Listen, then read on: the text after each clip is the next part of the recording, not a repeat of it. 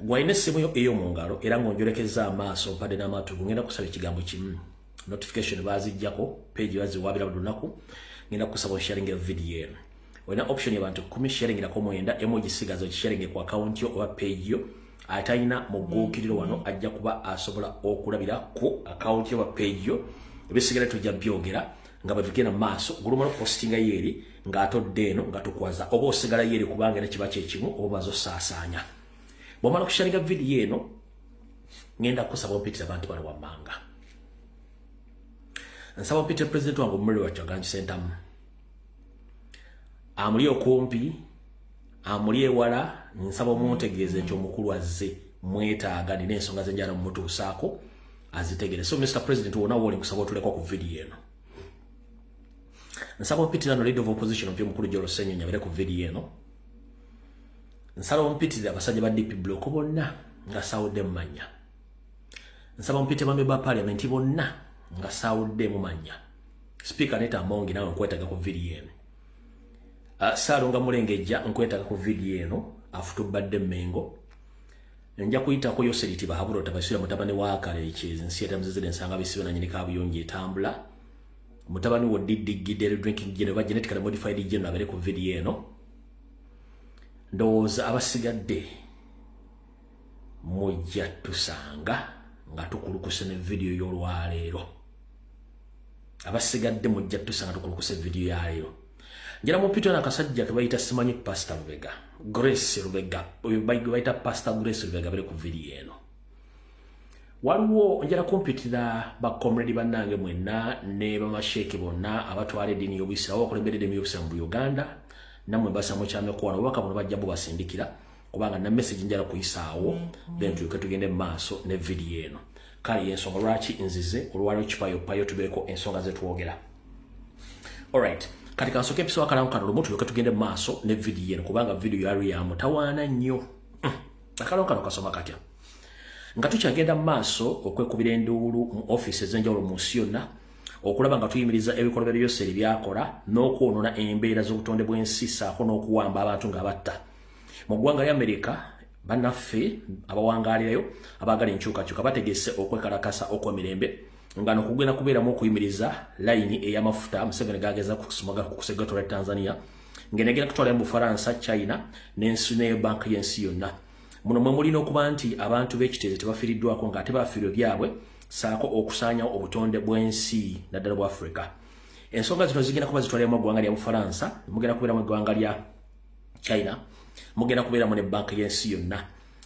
Buli muntu yina eyandigadde okugatta kwekalakasa kuno ogenda okubeera ngenda kuza omwezi 4 omwezi guno gwennyini gwe tulimu omwaka 2024 ojja kubanga okwetaagisa okubuuza ku bigenda mu maaso ku nsonga zino ojja kukubira omukyala ayagala Uganda ng'ate mu Amerika gwe bayita Tina Mirembe ku ssimu ye ey'omu ngalo eri kasaalaba emu 724-149-685 oba ojja kukubira Comrade Tony Nsubuga ku ssimu ye ey'omu ngalo eri 30-339-995 endagiriro entuufu ejja kubeera 1818 H Street, New York, Washington DC 20433 kwekalakasa kuno kujja tandika sawa 3 ez'okumakya mpaka bana bakoyedde okuba nti bagenda okwekalakasa ogenda okubeera mu ggwanga lya Amerika. Ndowooza lujja kuba olunaku lwakutaano lwalubiri ndowooza lujja kuba lwakutaano okwekalakasa. Alright. Kale bisigadde tugenda bitambulamu nga bumumanyi nti ffe byaffe tubyogera kate ng'omusizi agula essiyana. Okusookera ddala kansooke mbabuuse. Njala tegeeza mwenna ba comrade abali ku social media mumpulirize bulungi kuno okusaba kwange. Abasajja betulwanyisa balina ssente at their own disposal ezisobola okukola ekintu kyonna ekyetaagisa okukola okujja amawulire bagaagalira gabeere oba okujja amawulire twagala gabeere bagateeke ku kye baagala. Ngezezaako okubayigiriza ekintu kye bayita diversion nti kintu kino state yekisasulira. State esasulira obuseego obusasanya ku social media babajje ku mulamwa. State esasulira okuwemula okulushika social media babajje ku mulamwa. state esasulira ebibozibozi ebeera ku social media okubajja ku mulamwa. State yemu esasulira entalo kazibeza family nga zigenda kukola kye tuyita diversion. Nakyo muganyo kitegeera. Ngenda kusaba gwe comrade ayagala enkyukakyuka.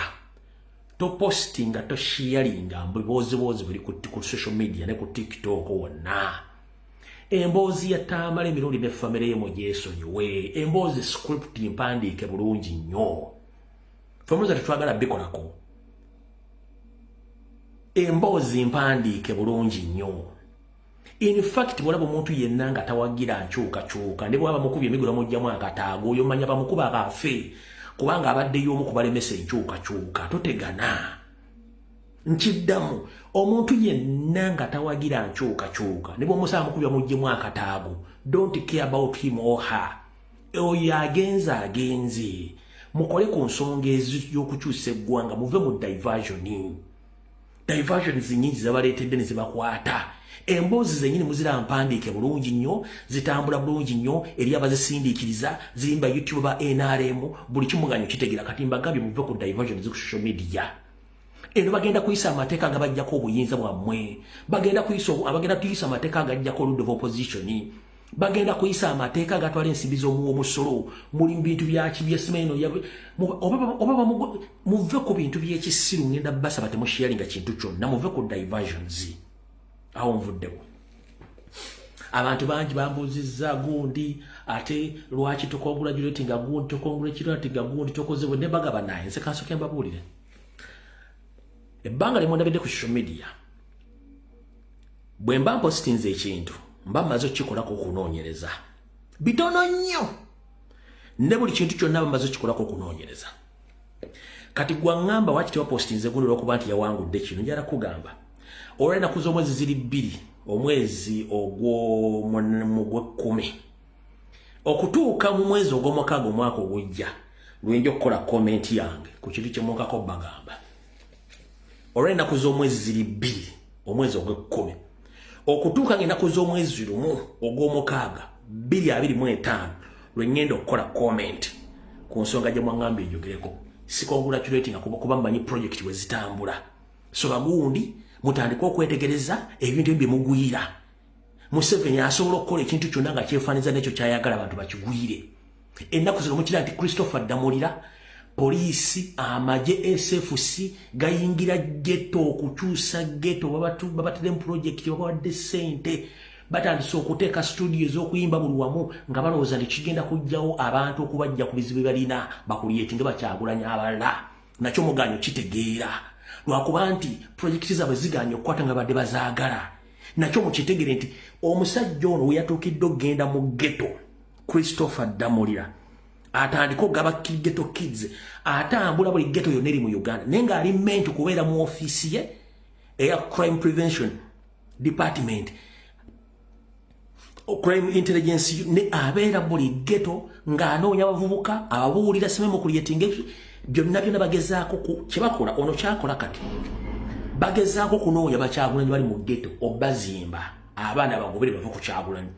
Bagezaako nnyo okugamba abaana bave mu kintu kyandibadde singa bagoba ekizibu kyonna mu Uganda baleme kujja ku street kwekalakaasa bakiyita neutralizing. Ono omwami kyakola oyo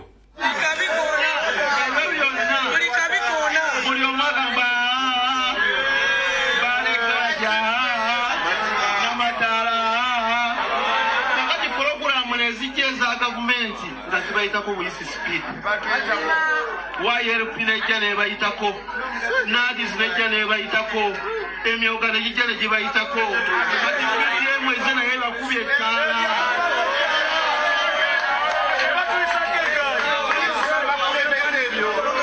wanga buli omwagamba abo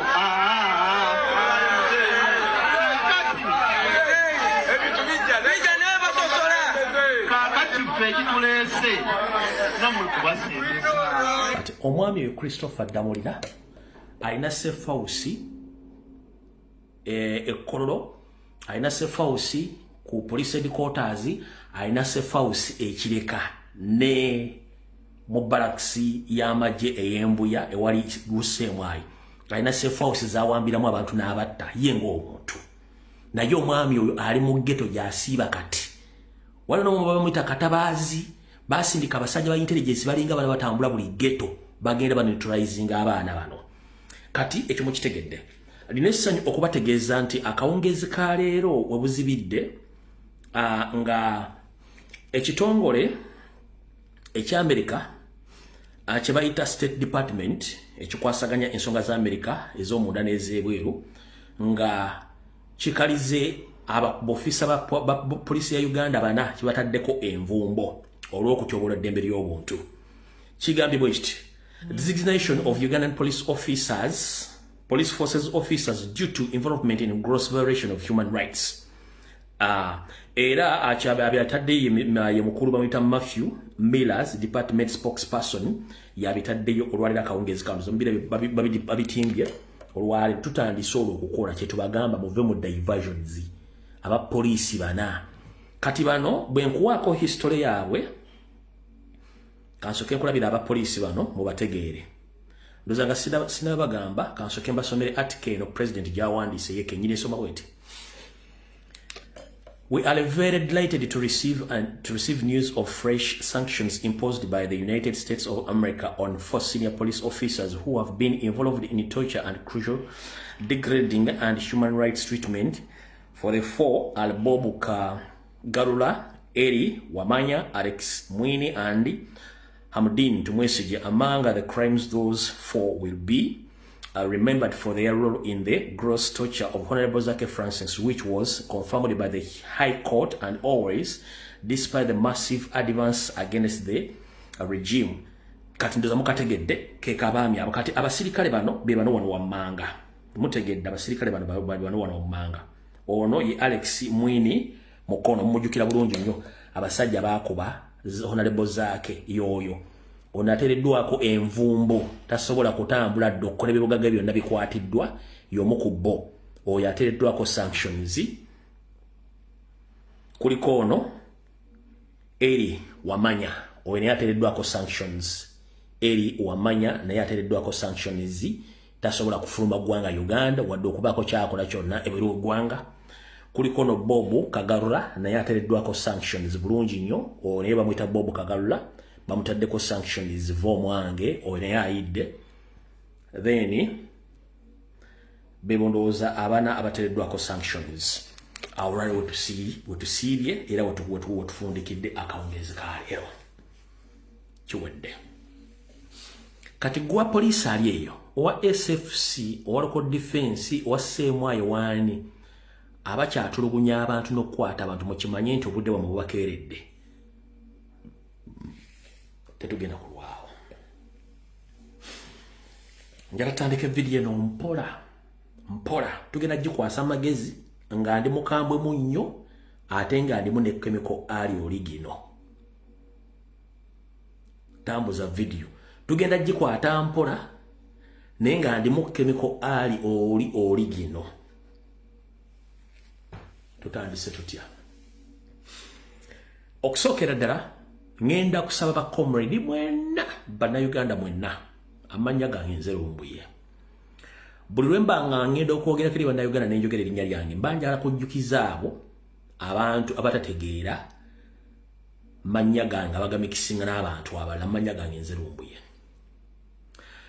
njala kusaba bannayuganda mwenna buli omu gy'oli munnankyukakyuka ne munnayuganda yenna n'abaganda mwenna gye muli ngenda basaba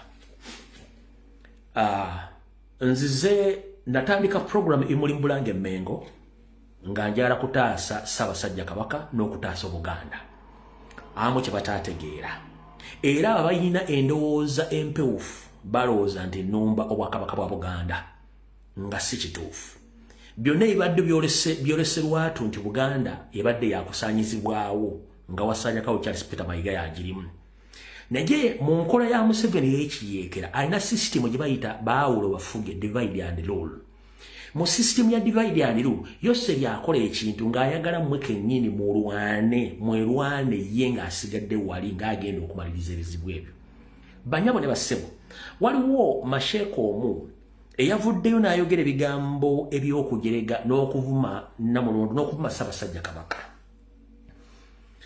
nina information endaga nti abantu bonna bavuma Ssaabasajja Kabaka. Architecture waabwe ye Wasanya Kawulu Charles Peter Mayiga Ssalonga Mulengejja. Semwai ne Museveni byo basasula sente. Ng'ekigendwa kyabwe kyakuvunza Ssaabasajja Kabaka okumulaga public ntalina kyali. Naye lwibadde bakikozesa abantu ku social media kati batandise kirumbisa bannaddiini. Ngenda basaba tetwagala tugwe mu katego ka Museveni ak'okulwanagana mu mawanga mu maddiini na buli kimu. Ngenda basaba enkolere bweti. Kubanga ono Sheikh yayogedde ebigambo bino mu muzikiti yabaddemu ne baddu ba Allah yabadde ayogera nabo. Tebana kye bamukoze. Naffe tetwagala nnyo system ya Museveni etukwate tutandika okulwanagana n'eddiini y'Obuyisiraamu nedda. Tetugenda kulwana ddiini y'Abayisiraamu oba kulwana Abayisiraamu nedda. Kubanga omulyamamba abeera omunaavumaganya ekika kyonna. Tugenda kukola bwe tuti. Bwe mutegeera ng'omuntu ekigendererwa kye ate temukifuula nti ky'abantu bonna. Ono ye ebigambo byayogedde bamutumye abyogere. So si nti ekitebe ky'Abayisiraamu either eky'ekibuli oba eky'Ekampala mukadde kye kyamutumye yabikoze nga ye okusinziira ku ebyo byamutumiddwa okukola. Saagala muntu yenna aveeyo avumire Buyisiraamu atandika kwogera mafuukuule olw'Omusiraamu omwe yakoze ensobi eno eyamutumiddwa. Kiki tugenda okukola? Kyetugenda okukola kiri bwe kiti. Gwe omuntu yenna ali ku ground noonya seeko ono omubuuzeeko obubuuza lwajja okutegeera. Noonya seeka omubuuzeeko buuza nga ye. Kubanga Museveni kyayagala Abaganda tutandika okulwanagana n'Abayisiraamu ekitajja kukola. Museveni asindika abantu bano but atekewo entalo oba enkana wakati w'Abaganda n'amadiini. Kati seekolo tagenda tuleetera ffe kulwana Basiraamu nedda ekyo kikyamu. Ono muntu omu si yakiikirya Obusiraamu. Njagala tukole ekintu kyo. Amanyi yenna omusajja ono waasaazisa mu muzikiti munoonye nga ye omukoleko nga ye. Tetugenda kulwanagana n'Abayisiraamu kubanga eddiini y'Obuyisiraamu si gyakiikirira yekiikirira nga ye omutwe gwe. Kubanga Museveni ayagala tutandika okulwana n'Abayisiraamu tutandika okuteekawo olutalo ye wabaakolera tetujja muwa lutalo ayagala. Bangembu ye Sulaimaani. Kati mukulu Sulaimaani bino bigambo byayogedde. Njagala muwuliriza bulungi nnyo kubanga njagadde tandikira njagala muwuliriza bulungi nnyo.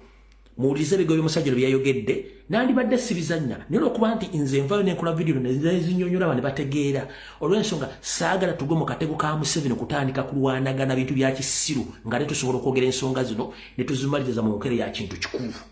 Ono yayogedde bw'ati. Magulu nnyondo tuleete nnyondo tugikonaganye n'ennyondo eyo tulabe oba ataakaabe. Singa nnaava chance nesiikana nesiira bigambo bingi naye ngamba kimuti nsaba Allah akulungamya ery'Obusiraamu kimala. Esigadde ayifune ku banne abamulimbalimba.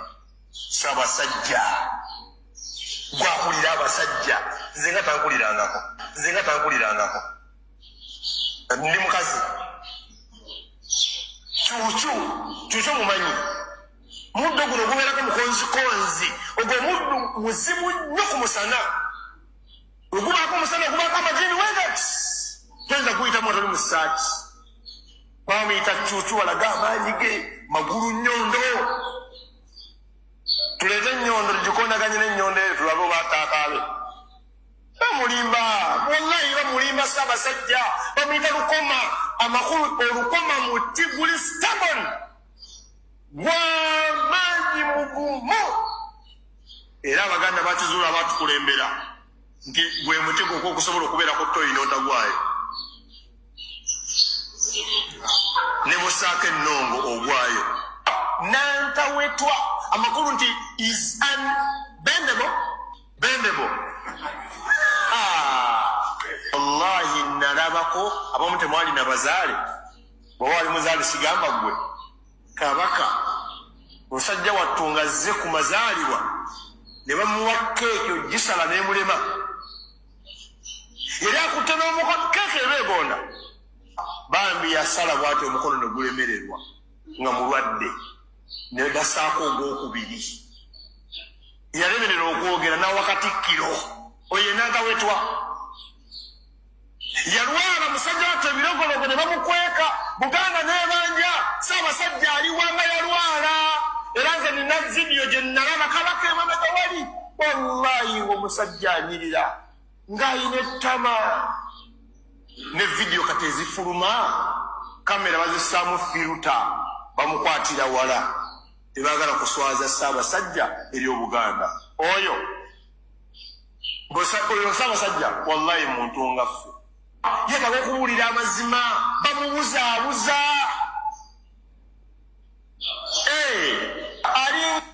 alright ekintu kyakola Mayiga kiinamu omukono Ssemwai ne Museveni mu system yaabwe eya divide and rule. Buno obubaka bwenjagala okusindikira Sheikh olw'okuba tuludde ebyobufuzi tumanyi system ya Museveni bwekola. Obwakabaka bwa Buganda bwe bwaleeta eddiini zonna eziri mu Uganda ezikkiriza Bannayuganda, naye eddiini zino zina gye zaava. Sheikh njala kutegeeza eddiini y'Obuyisiraamu ey'okwagala kwa Nabbi Muhammad kusaasana ensi yonna gyesibuka,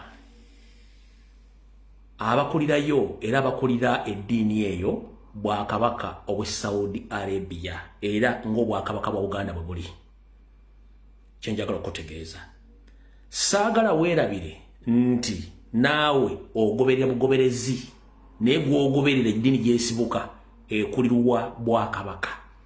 Naffe Abaganda tukulirwa Ssaabasajja Kabaka Ronald Muwenda Mutebi owokubiri nga yasikira bajjajjaabe ate abo abaakuukulumya ebbaluwa oba abaakuukunya ebbaluwa ne bagisindika e Saudi Arabia bajje baleeta eddiini y'Obuyisiraamu mu Uganda. Kati bw'ovvoola Ssaabasajja Kabaka nga jjajjaawe yakulukuunya ebbaluwa eyita Obuyisiraamu mu Uganda, kitegeeza nti otuli mu kifo kikyamu n'abantu b'obulira bakyamu.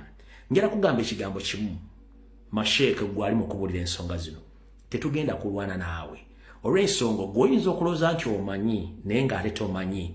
Ebigambo by'oyogera mu Quran eya Allah oba eya Allah abasiraamu gye bakkiririzaamu, ebigambo byo tebiriimu, bibyo ng'omuntu. Tekijja tuleeta mu lutalo wakati w'Obuganda n'Abayisiraamu betuwangadde nabo nedda awolimbye. Ngenda kusaba Abayisiraamu mwena gye muli abasaalira mu muzikiti gw'ono omwami gw'atwala. Omwami ono bwaddamu n'akola ekikolwa kino mumumbuulizeeko nti salaamu aleikum kimala kyokka, ebisigadde olutalo tuluvuddemu tetujja tugenda olwo twagadde mutegeeza nti eddiini eyayitibwa Ssekabaka okujja mu Uganda gyesibuka Kabaka yafugayo nga Kabaka wa Buganda bwafuga mu Buganda. Bw'omuyisaamu amaaso kitegeeza nti oli ku mulimu omusasule, tetugenda kulwanagana naawe naye nga weewale ebigambo ebyawula mu bantu ba Allah kubanga ffenna Allah yatutonda. Byebadde ebigambo byange gy'oli mukulu oyo tumumaze. Badde tuli busa ne zireeta omuvubuka ono gwe bayita Pastor Grace Lubega. Omwami ono si mupya gye muli, naye yazze nadda ku Buganda navoola amanya gaffe ag'Ekiganda naye ng'ate naye kennyini agamba ye Grace Lubega. Si lwe lusoose nno okuvoola Obuganda n'okuvoola Abaganda. Ekisookera ddala ono ze zimu ku mpagi oba ze zimu ku ndokwa za Pastor Kayanja. Zezimu kondokwa za Pastor Kayanja ndoza mula bulungi. Zezimu kondokwa yo yennyini mumula bulungi nnyo. Zezimu kondokwa za Pastor Kayanja. Pastor Kayanja yawandiika n'agamba nti olubugo lugoye lwa Stan naye nga ye Kayanja tetugenda kulwayo eyo. Omukulu ono Pastor bwe yabadde ayogera naye nga tannayogera, omwami ono omulimu gwe naye gwakuvoola nkyukakyuka. Ng'ennaku z'omwezi lumu omwezi ogw'ekkumi omwaka 2018 omwami ono yavaayo n'alumba His Excellency Robert Kyagulanyi Ssentamu n'agamba nti ye nga ye n'entegeera tasobola kukkiriza kufugibwa muntu akozesa ebiragalalagala. era akatambi kano katambula nnyo era kali state funded. Njala bajjukiza nga sinagenda kali akasoose mumuulize bulungi nnyo yono wano manze nkebera history wange nemba naye wano yono wano. That is why I told Christians, those of you who understand the spirit, it's time to fix this nation. It's time to fix this nation. Be serious. Stop being emotional. You can't get a drug addict to lead this nation when you're there. You can't. You're a tongue-speaking believer. You have the life of God in you, and then you get a ganja man to know. Yayogera bigambo ngena kusoma mwezi 10 enaku z'omwezi lumu mwezi ogw'okumi mwaka 2018 bwe yali ng'abulira endiga ze. Ne tumuleka eyo yazze embuto n'alumba amannya ag'Ekiganda ng'agamba nti erinnya Ndawula lya bisiraanira gwe balituuma tawangala ku nsi afa. Mu nkola y'emu gye baagala okuteeka olutalo ku social media nga tulumba amadiini ne bannaddiini. Pastor Grace Ndawula ndowooza kyandibadde kya buvunaanyizibwa nnyo engeri gy'oli omusumba n'osooka ne weetuuma amannya agatali ga Kiganda n'olyoka ovvoola Abaganda n'amannya ag'Ekiganda. Kubanga bwe weeyita Pastor Grace Lubega linnya Ganda.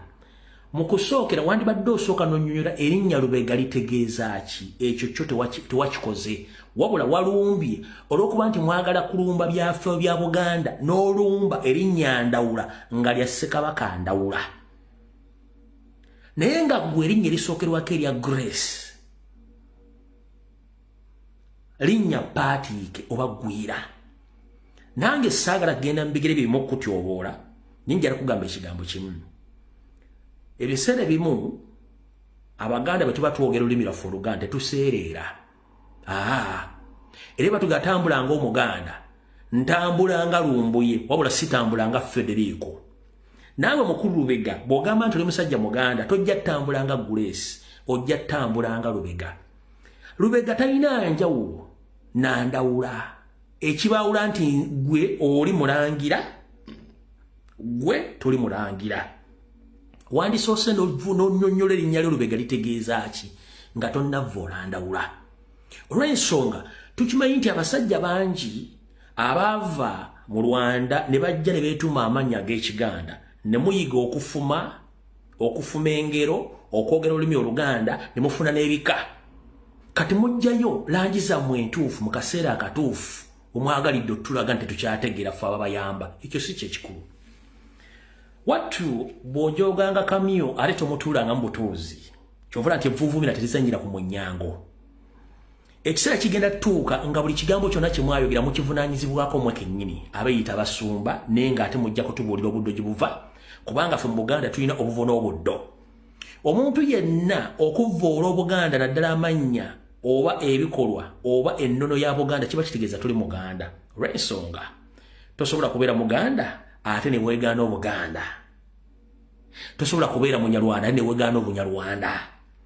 Ffe abakyalina ensibuko n'okwogera ebigambo nga tubyogera tukyalina omukisa nti gwe ava wano n'ogamba nti obuulira enjiri nga n'enjiri oyina Bayibuli wasoma n'otuula P7 n'otuula senior 4 senior 6 oyina ne diguli n'otamanya nti n'okusoma kuba kuleetedde kwaleetebwa buleetebwa ku bikumaato okutuuka e Uganda. N'eddiini gy'osoma gy'ovuunulamu Buganda baleeta ndeeta okuva ku maato n'etuuka e Uganda nga n'abaagireeta bano b'oli mu kuvvoola. Kamubatereko muwulire. In Buganda, we have names like Ndawula, Nandawula. Those are names of spirits of sudden disease and death. That's what it means. Sudden disease and death. People with those names, they fall sick for 2, 3, 4 days and they die. That's why there are very few of them with such names that live long. It's hard to find a 90-year-old Ndawula. Not impossible, but very hard. And all of them die sudden deaths. Sudden. Because every time they say Ndawula, something wakes up and says, I have a responsibility.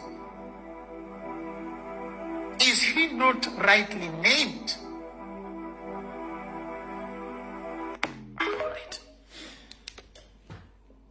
ojje weegendereze nnyo bannaddiini naddala bano ab'ekkanisa ez'ekiyita mu luggya bakwata ebintu bibiri bye basinga okussa mu bwongo bwabwe. Bakwata enzivunula y'ebigambo ey'oluzungu mwe gye muyita dictionary n'agiteeka mu bwongo. Enzivunula y'ebigambo by'oluzungu gye bayita dictionary oba ennambula y'oluzungu gye bayita dictionary n'agiteeka mu bwongo n'ateeka oluzungu mu bwongo.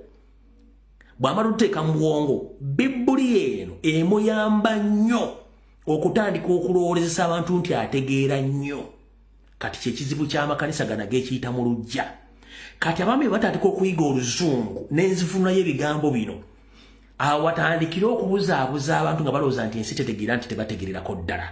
Mukulu Ndawula Lubega, bwe mba sirabidde ndowooza gwe omu ku ba state mafias abakozesebwa Museveni era ng'olina n'ettaka libaakwe tujja kugenda yola ninjala kugamba ekigambo kimu.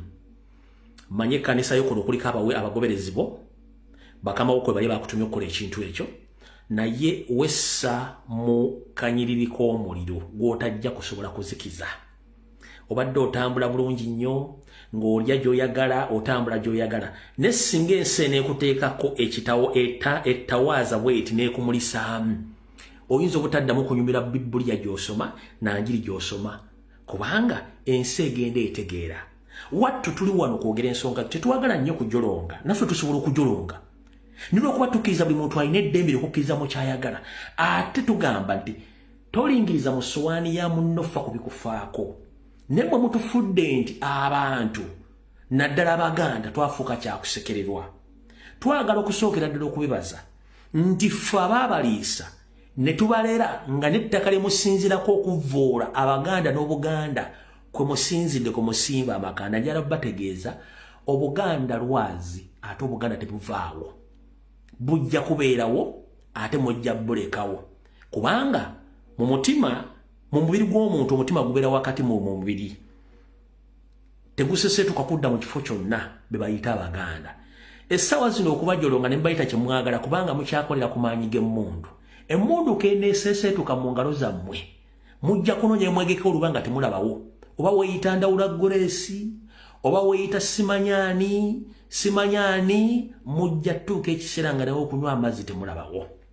Byebadde bigambo byange eby'olwaliro eri abakulu abo. Naye nga gwe kennyini wansose n'ogamba lwaki bampita Grace ng'ate ndi musajja? Lwaki bampita Grace ng'ate ndi musajja? Grace ng'ate oli musajja.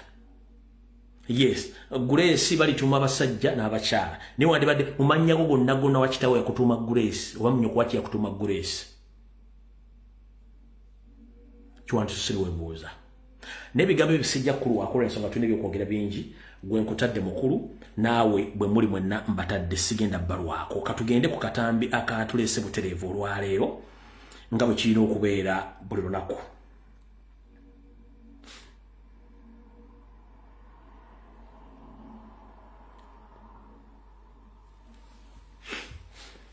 Kansule Mr. President atuuse n'abakulembeze mu kibiina kya National Platform nabo batuuse. All right. Tutandise bwe tuti. Emyaka kati gigenda kuwera egiwerako nga nzija njogera ebigambo sibiddamu byenjogeddwa lwe sibiddamu. Akatambi katandise, video mutongole etandise. Tubadde nga bali ku kigwaro gikati video etandise. Emyaka giweredde ddala nga nzija njogera ebigambo byenjogera ate nga sibiddamu. Nga mbategeeza nti bwe tuba twagala enkyukakyuka mu Uganda, kijja twetaagisa abantu abamu okuwummuzibwako bawummulire ddala Uganda efuna emirembe. Abantu amu ne muntwala bubi naye nammwe mutandise okifiiringa nti kituufu abantu banamu balina okuwummuzibwa mu mpumuzibwa ey'emirembe bagendere ddala.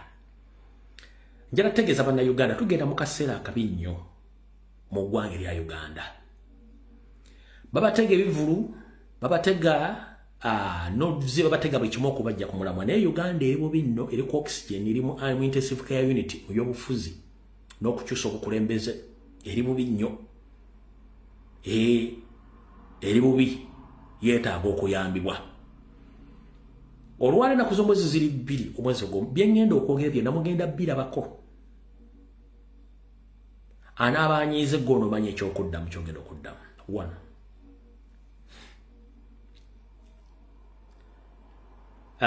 navayo ne bagamba wano nti akalwa akawedde twakawangula ebitundu 5 ku buli 100 Museveni n'akabba neerayiza nenzija gambaga nti abantu betwali nabo tebaali balungi nnyo naye bwe bagamba bonna amanya nengateeka ku mmeeza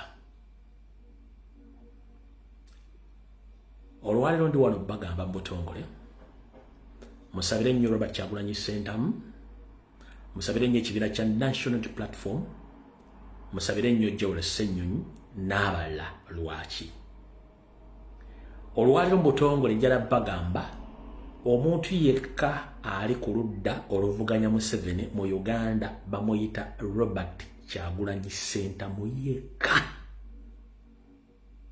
n'abo abatono abamuwulirizaamu nkiddamu ennaku z'omwezi 2 omwezi ogw'omunana omwezi ogw'ekkumi omwaka 2024 eno video mujja jijjayo omuntu yekka avuganya Museveni n'okumuggyako obuyinza bamuyita Robert Kyagulanyi Ssentamu tewali mulala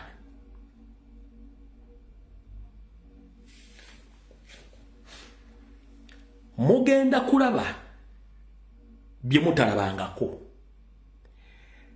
abadde beyita aba opposition officially bajoininze NRM era baganginze up okulwanyisa Robert Kyagulanyi Ssentamu olwaleero officially DP FDC sijui Katonga DP Buloko Jema ani bonna bajoininze NRM officially okulwanyisa Robert Kyagulanyi mu system egamba nti ffenna tubifiirwe wabula ekyennaku kyensinga okutya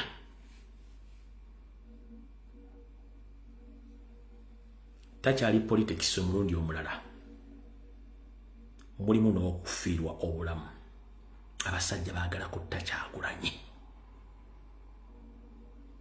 akabinja akali mu Buganda baagala kutta Kyagulanyi nkiddamu akabinja kemulaba konna kaagala kutta Kyagulanyi bamuyita mbyobufuzi n'omulondola kagere omusaanyaawo baagala kutta musajja bagassa ensonyi bagassa obusungu bagassa enkwe bagassa okulyankuzibwa na buli kimu baagala kutta Kyagulanyi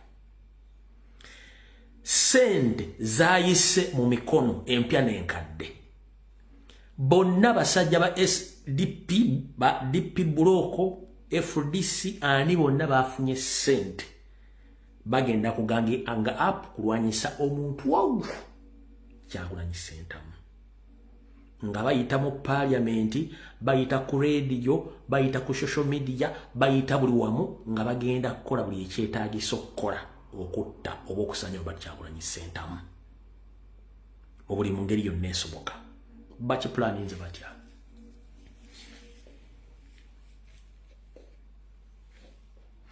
kansooke mbasomere ku nteekateeka ze balina ebisigadde ngenda bibategeeza zino ze nteekateeka ekibiina ekya People Power Front ekya Mathias Mpuuga zino ze zimu ku nteekateeka zaakyo ze kirina muwulire bulungi nnyo enteekateeka ziri nnya muziwulire ziri enteekateeka nnya muziwulire bulungi nnyo enteekateeka esooka eri bw'eti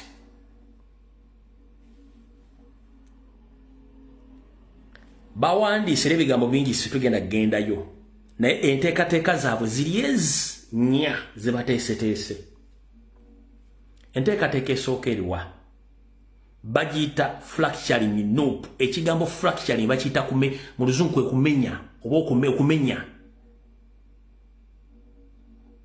omuntu yenna abamenyese bagamba nti abakutuse bamenyese bagamba nti enteekateeka besooka yakumenya munno bwe yakumenya Nuupu eri etya. Ebigambo bye ngenda okusoma mu Luzungu ngenda bikuddira mu Luganda naye bw'oba oyina osobola okuzza akatambi mabega ebintu byonna bye mbadde nzijanjogera saagala weewuunye lwaki biri mu kiwandiiko kino.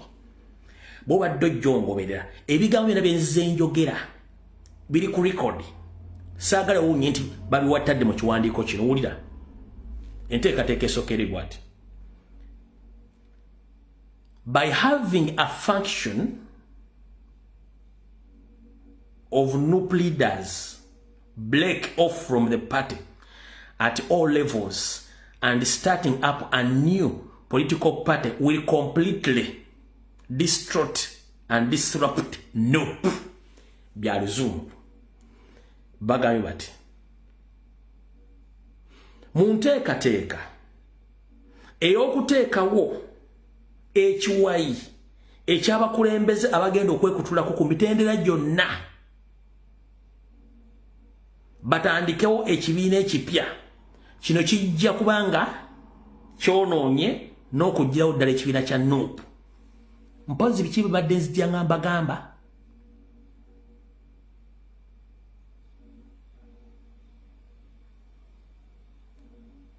mukawulire bulungi.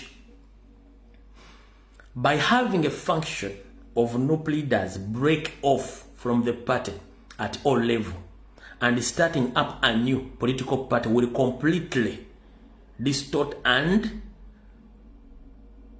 recapture Nuupu. Eyo nako mbadde mbagamba ke kawairo ke kakagundi esooka y'ensonga ey'okubiri weti naye mugiwulirize bulungi nnyo. Bagita crowd control. Crowd control. Disgruntled youth that would otherwise opt for alternative of gaining power such as coups, military recruitments, and all violent means would be grafted in all formation and given constructive agenda for engagement.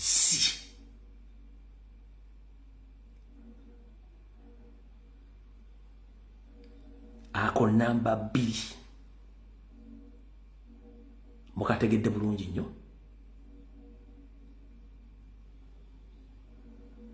Wano we bagenda okuteekera obuyinja obugenda ng'okulumba ebitebe, okuwamba obuyinza, okukola effujjo,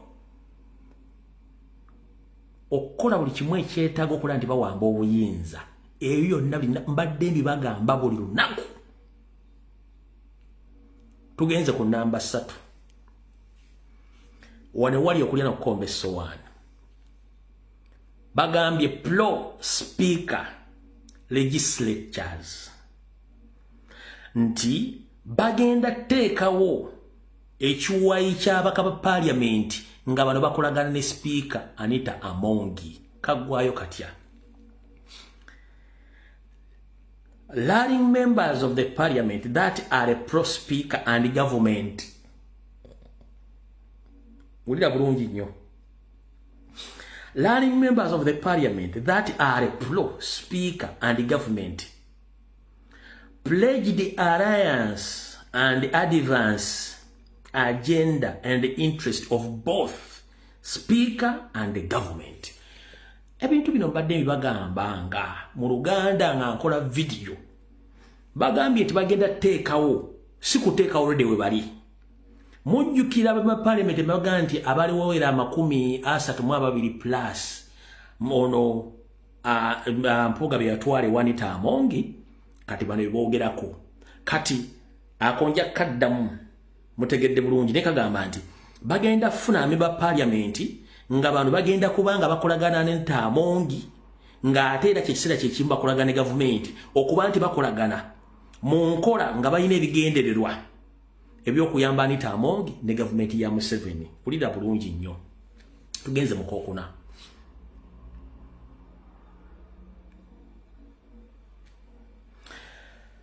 Transformation politics. PPF shall advance constructive and progressive agenda for participation in existence amongst all political parties for Ugandan's political space. Conclusion. Embracing the idea of people power front is one of the best counter-revolutionary methods to bring to realization of transformational politics in the Ugandan political space. Bagala kujirawo ddala kulwana Robert Kyagulanyi Ssentamu ne Nuupu bamugyewo. Kati wulira wano. Wulira bulungi nnyo. Omukulu Mathasi Mpuuga Nsamba yabadde ka video mwaka wulidde bulungi nnyo ng'ayogera ebigambo bino wammanga. Nalibadde sibiddamu ne bw'osoma ebigendwa ebiri mu kiwandiiko kino n'owuliza ebigambo bya Mathasi Mpuuga Nsamba otegeerera ddala. Wulira bw'ati bwe yayogedde. Temwejjusanga mulundi nagumu nti mwalonda Kyagulanyi akalulu akago, temukyejjusanga era mukyebalizanga Katonda. Mwakikola mu kwewaayo, mu mukwano, mu kwefiisa ne mu kwagala, temukyetondanga. Era naffe abaakulemberamu Kyagulanyi temutumenyanga nti mwakola nsobi kyali nsobi. Nedda okolanga ekintu ekirungi osoze mutima mulungi ate ogamba nga tigakola ensobi oba okoze kiki esobi. Era okwagira Kyagulanyi tula kimumanyi n'embeera ze batuzimanyi. Twali tukimanyi nti muvubuka mutoguffe, obuyivu bwe bukakkamu, ebyobufuzi tabimanyi, era twali tubimanyi. Era tukimanyi bulungi nti yakava mu bidongo n'embeera z'ebidongo. Era tukimanyi nti olumu asiimuukamu, era tubimanyi.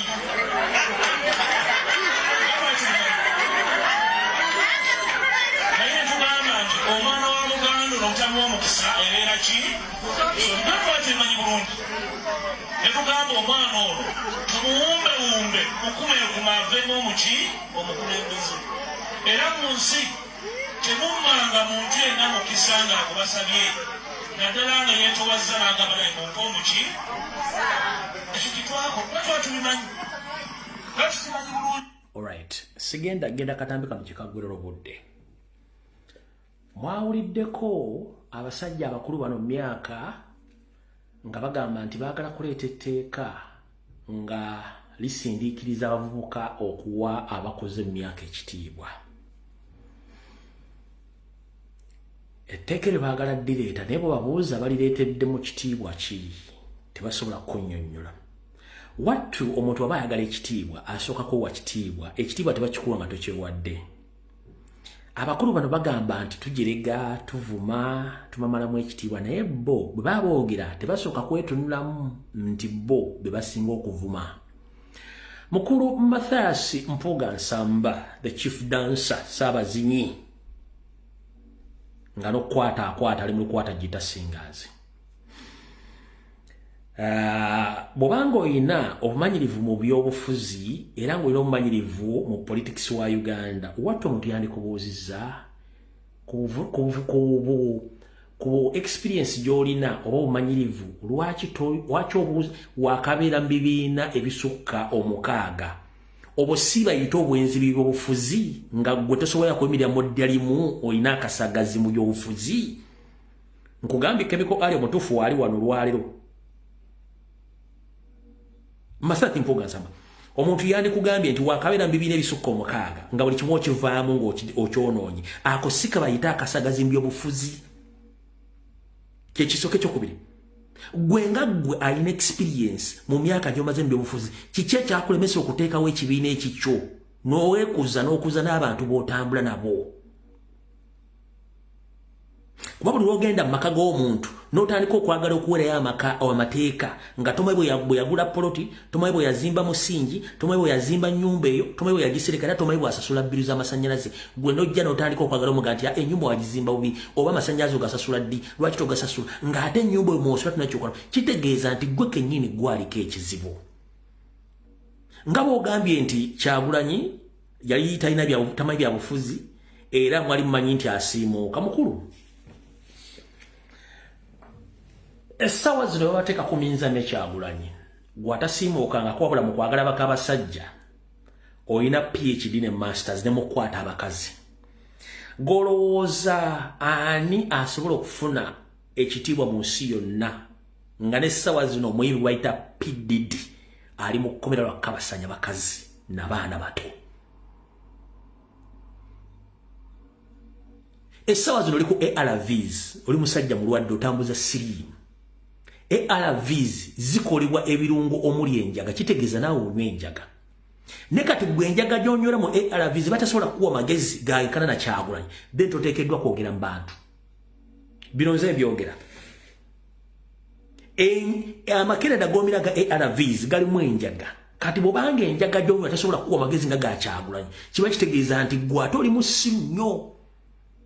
Bw'abagoga nti osiimuuka mu myaka 3 n'ekitundu alina ekibiina ky'ebyobufuzi, alina headquarter y'ekibiina ekyo, alina ne technical wing esomesa ebyobufuzi.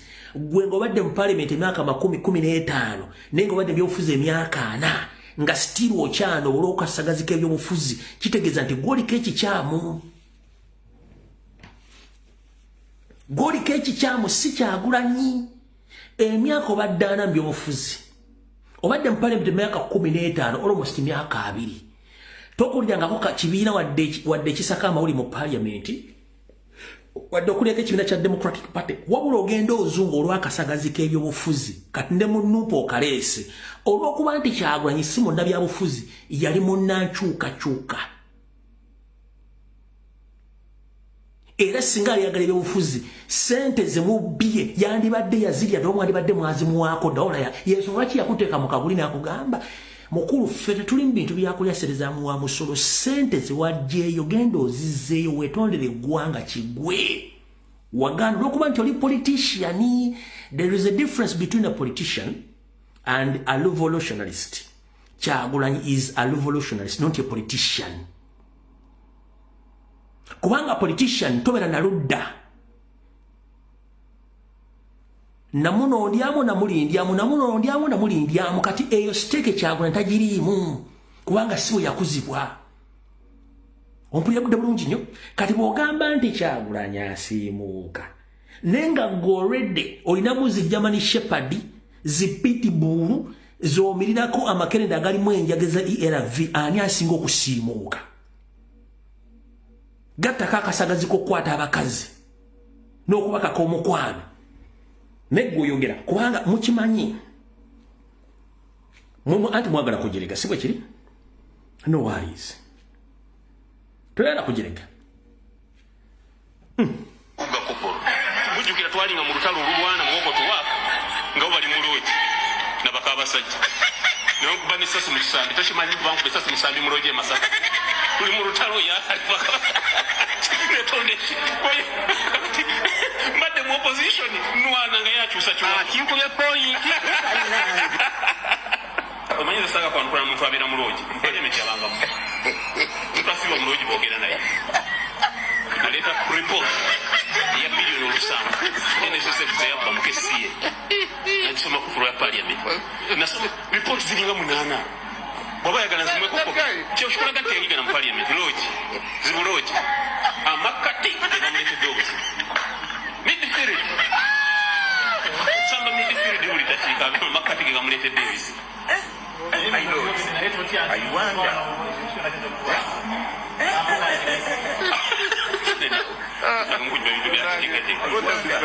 enjivo ofa kukyalo n'obikakamye oyinza ogamba munyagwa nti mpuugamba otolina kyotya nze munyagwa nze oba tomumanyi wakaje Kampala oyinza okungamba mpuuga crime preventer ogambe jeno totya crime preventer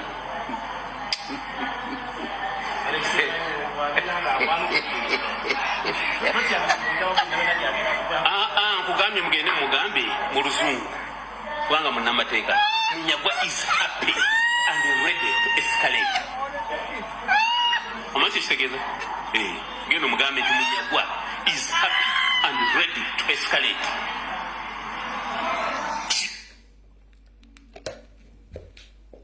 Njagala public ekitegeere mwe mwavirako ne parliament okuleeta ekiteeso ekitajja ku parliament floor okuteeka kondo mu kabuyonjo za parliament Mpuuga mwe mwaleeta emize parliament gifuna dancing hall gwe Mpuuga mwe mwaleeta emize gya parliament ogiteeka mu kondom azifu timwagenda kwegadanga gwo omu ku bantu abaleeta emize gy'okuleeta kondom baziteeke mu parliament nga mufuuse ekizibu oyinza nga Munyagwali ayogera bya bulimba video tuzirina wano.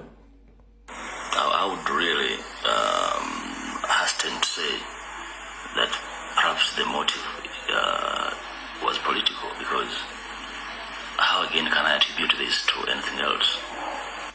This is how Mathias Mpuuga explained the motive of his shooting in Masaka from his bed at Rubaga Hospital, where he was transferred from Masaka yesterday. But now Masaka police say the shooting was due to rivalry over a woman between Mpuuga and the former auditor of Masaka Municipal Council, John Sempira, and not politics. I want to refute the allegation that this is political. There's nothing political. It's an issue to do with the private affair. The police say that after the shooting, Sempira and Harriet Ndagire allegedly arranged to rush the victim to Masaka Hospital. After shooting him and the wife and took him to the hospital together, to the Masaka Hospital. Sempira, the man who shot Mpuuga, was arrested last night and is still held by Masaka police as investigations continue. So we are going to charge Sempira with attempted murder by shooting. Mpuuga, meanwhile, is still admitted at Rubaga Hospital here in Kampala, where he was rushed by Harriet Ndagire. Both Mpuuga's car and Harriet Ndagire's car, which was used to transfer him to Rubaga Hospital, have also been impounded and are being kept at Masaka Police Station. Kati mukulu ono mba parliament wakuba yagivaamu naye akumanya emize egyo weyayogera ebigambo bino kitegeeza bakumanyi n'okusinga ku Sempira ono weyayogera ebigambo ebyo bujjukira twalinga mu lutalo olulwana muwokoto waako nga bali muloogi nabaka abasajja nokuba n'essasu mu kisambi tokimanyi kubankuba essasu musambi muloogi emasaka tuli mu lutalo netondeki mbadde mu opposition nwana nga yakyusa kinkubye poyinti omanyi nze saaga kwanukula muntu abeera muloogi parliament yabangamu mutafiba omuloogi boogera naye naleeta report eya biliyoni olusanvu NSSF zeyabba mu kesi ye nagisoma ku floor ya parliament nasoma report ziringa 8 bwaba yagala zimwekoko kyokikolaga nti yagigana mu parliament loogi zibuloogi. Kati mukulu Mathias Mpuuga Nsamba ngera kugamba ekigambo kimu bw'oba oyagala ekitiibwa bakikuwe waabala ekitiibwa wetwogerera essaawa zino eno yenteekateeka yammwe gye mulina anti otambula oga nti Kyagulanyi yasiimuuka nange nkubuulidde kye kyakusiimuula ate ojja kubeerayo nnyo ekyo si kyekikulu ekikulu kyekiriwa kyenjala public etegeere kyekino wano wammanga mwakola ekibiina kyammwe ekyabasajja batudde Mmengo nga mugenda kulwanyisa Kyagulanyi mu ngeri yonna esoboka era mukitambuzizza ng'ono yabeera ku radio ne TV ne bamuweredde ebibye ono atambula naye njala bbalaga bana abasajja omulimu gwe balimu sente zaafuluma wulira ndaba mukamwa kugunde oyo n'akabinja ke obwongo nze nkulaga obwongo bwa mukaaku kye nkulaga tompitanga mu program na standards za kikanga ekyo tazeewo okumenyawo enkolagana yonna nemwami Kyagulanyi abo balinga bibaluuni bwe babiraba abaana bato balaba bibaluuni balowooza bisitowa baluuni air just air balangiridde bakulangirira kiki temutubalira budde tubalina makulu the mother of people power soka ng'okyekinga obwongo basajja nga tomala gantuza bulimu the mother of no the mother of Kyagulanyi oyo mu byobufuzi yakona ye nga bw'omulaba afaanana he cannot even be an eros waizagira akoze presidential advance bw'otatuwulize tetujja kuwa kaadi bw'otolete sente nojagifuna okuzimba okatonda obutono member of parliament todekanga na kategori ezo zinoonya kyakulya buli okulonda bwe kudduka nezisale nezijja nezibateeka mu katemba tubako we tutuuse musibayo ono Kyagulanyi ffe twamuzimba bwe muzimba gwe n'oteezimba gwe n'osigala nga wakona n'obubinja bwammwe bwe muteeka nakugambye nti obunene bwe bwegatta mu ggwanga nekuba endu Bululu. No one listens to the Mumuze. Atura Mukibiraki. Ewama Otatula Mugobayo Mudipi. Nukuba Mugobayo. Mumuze Kula Kulubaza wa Kibiraki. Joeraga Mateka.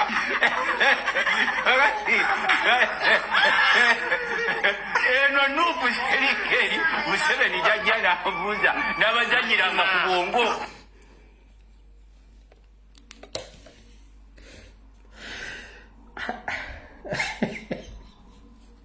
Kati oyo ng'omutaddaawo waliwo ono bamusindika genda ku mikolo kati ng'ovuddeko ono ng'obagambye nti mukka gwa baluni bw'olaba ezimbye ng'oza nti mulimu yezitowa kumbe mukka mwereere kati waliwo oli mabikke ke kabinja ke kamu omugenzi Ssebaana Kizito yakolimira Mabikke n'amugamba bw'otali neetondera tolifuna mirembe mu byobufuzi ne mu bulamu obwo kyekyamukolimisa abantu bagamba Mabikke engeri Ssebaana Kizito gy'abasomeseza gy'abakuzizza lwaki togende wuwe n'akuwandako eddusu Mabikke yagamba Ssebaana Kizito shia kati oyo neddusu lye terikyasobola kukwata bbaasa oba kusiba eddusu lye terikyasobola kusiba bbaasa Ssebaana amugamba ogambye eki nti neddusu lye terisobola kusiba bbaasa katuna ddusu lyogenda kumpandako okuva olwo Mabikke teyaddamu kubeera na mirembe n'okutuuka olwaleero Ssebaana yamukolimira kati y'omu ku bo abatambula bamukolimira Mabikke kyova olabazunga nga mukka gwa mukanzu oba gwa mu ovulo babakolimira dda tebalina kye bazzaako kati basindika kana akasajja ka ssentebe ka Buganda tuginyage Kachimba Freeman Mayiga yakasindika n'empuuga kagenda ku buli mukolo gwonna oba gwa kuziika oba gwa kufa kati kava mu bizinensi Mayiga akasindika n'empuuga kagenda ku buli mukolo gwonna kagenda kasiiga Kyagulanyi Ttoomi wuliriza ye ssente bwa Buganda tuginyage si Buganda tugizimbe Buganda tuginyage omusime Buganda twezimbe no Kachimba Freeman ye ssente bwa Buganda tuginyage kubanga abasajja bano babbye eggwanga babbye Buganda bagisula wulira bwe yayogera Ssentebe w'olukiiko lwa Buganda twezimbe mu Bwakabaka Buganda tuginyage Fred Freeman Kiyimba alabudde bannabuddu okwegendereza bannakigwanyizi aboogera ebikikinike ku Namulondo bagambye nti baliko omuseesa babeera ewaffe Kampala balubatu era nga basasulwa ne balumba Namulondo bwe ngamba Namulondo tegeeza Ssaabasajja Kabaka wa Buganda ne balumba abaweereza bonna. All right. Mukulu Senviyumva Kiyimba Freeman ssentebe wa Buganda tukinyage njala kuterezaamu olwokuba tuli musajja Munyarwanda kye bayita Namulondo si ye Ssaabasajja Kabaka nedda Namulondo ebaddewo emyaka nkumuliitu buli Kabaka yenna jazzaatuulako kati bw'ogamba nti eri abavvoola Namulondo ekyo kikyamu engeri gye mutali Baganda museereera Namulondo si bwe Bwakabaka ate si ye Kabaka kubanga Namulondo ebadde okuva Bwakabaka Buganda bwatandikawo obulya bulungi ssentebe bwa Buganda tuginyage mbu ne tuvuula Namulondo etegeeza Kabaka ekyo kikyamu mulwokuba muli basajja Banyarwanda mwayambala amakanzu ne mwefuula Abaganda ne mujja mu Buganda ne babakuza ne babayigiriza okwogera n'okwambala mutandise okuseerera nga muviirayo ddala ssente wa Buganda tuginyage njagala weewumuzeeko ogende mu bufere bw'okufera abantu n'okusasereza omuwa omusolo ebisigadde mu bitulekere tuli mu ndabyabufuzi wabula oli musuubuzi eyajja okusula mu Buganda okugibba Kiyimba Freeman Nsevyumba mwe musiruwale mpola ensi egenda balaba nkutegeezeza bulungi nkutereezezza bulungi nnyo Namulondo ebaddewo kyanga Buganda butandikawo Namulondo si ye Kabaka era towulirangayo muntu yenna alumba Namulondo taliyo olidde mukulu ng'agamba bw'ati Kampala balubatu era nga basasulwa ne balumba Namulondo bwe ngamba Namulondo ntegeeza Ssaabasajja Kabaka ulira Abanyarwanda abaweereza bonna okusingira ddala Katikkiro omwana wammwe naffe bwe batutwalidde naye abantu abo baali tebalumirirwa bulwadde bwa Ssaabasajja Kabaka baali balina ebyabwe bye bayisaawo naye njagala okwebaza abantu ba Buganda bwe twavuddeyo emabega olutaliko okubagamba bano be bakola bino ndaba nga mutandise okubabuula mwebale nnyo mwebalire ddala. John Fred Freeman yasabye bannabuddu okutunuulira abantu ekika ekyo enkaliriza. Omwana bw'omulabanga ng'ali ku kitaawo asakata emiggo omanyanga oyo si mulungi era temufuulanga mukwano gwo. N'olwekyo ku nsonga eyo njagadde bannabuddu mukitegeere nti abakola ebyo beba be mulaba balina n'engoye ze bambala kkala yaazo muziraba. Kale n'olwekyo ensonga eyo nkulu nnyo gyetwagala okubategeeza era obubaka bwonna obukwata ku nsonga eziva Mengo muwulirize Katikkiro wa Buganda n'abaami be. Omukungu Kiyimba okwogera bino asinzidde ku kyalo Kiyumba mu divisioni ya Nyendo Mukungwe mu kibuga Masaka bw'abadde yeetabye mu mmisa y'okuziika omusuubuzi Edward Luswabi Mayanja era ono amwogeddeko bw'ati. Yajja ewaffe eyo twayifiiriddwamu ku bakadde baffe n'aziika. Sigenda mulwako kati yoyo kagurupu akatambula ng'oli bwe yabagamba nti ajja kubalwanyisa mu byobufuzi kyakola. Kati kino kye mutamanyi kankibategeeza olwali mukitegeere.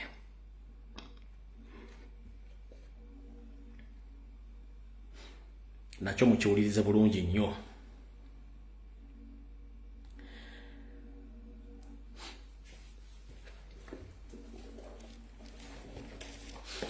Councilman Honorable Ssenyonyi Kwoli, President Kwoli, muwulirize bino ebigambo bikulu nnyo.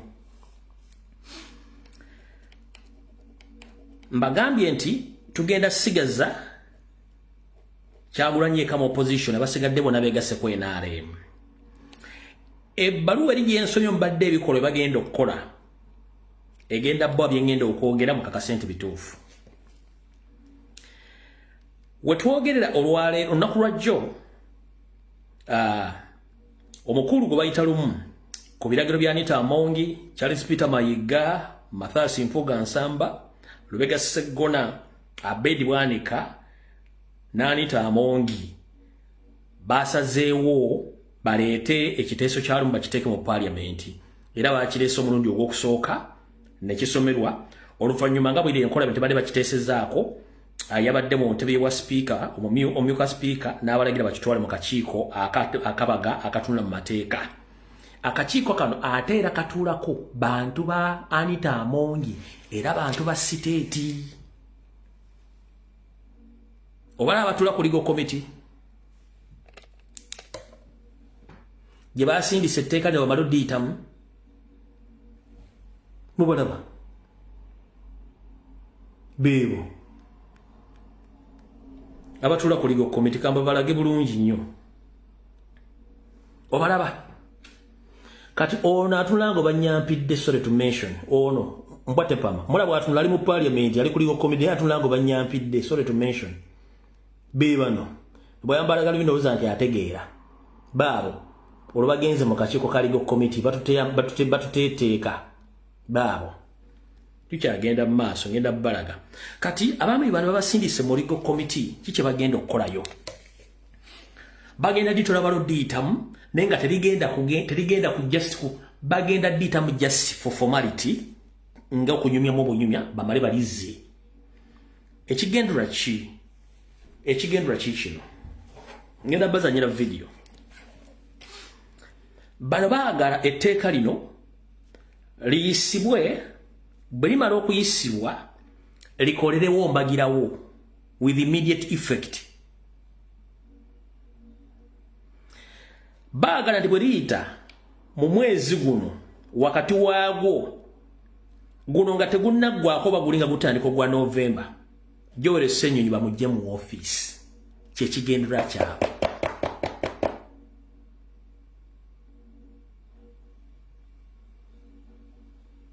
Baagala etteeka lino eryalumu baliyise naye with immediate effect likolerewo nga lijja Joel Ssenyonyi mu office either omwezi guno gwennyini nga gugwako oba November nga atandika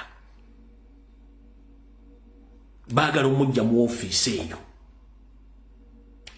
ulira bado bagenda kwa begatiddwako NRM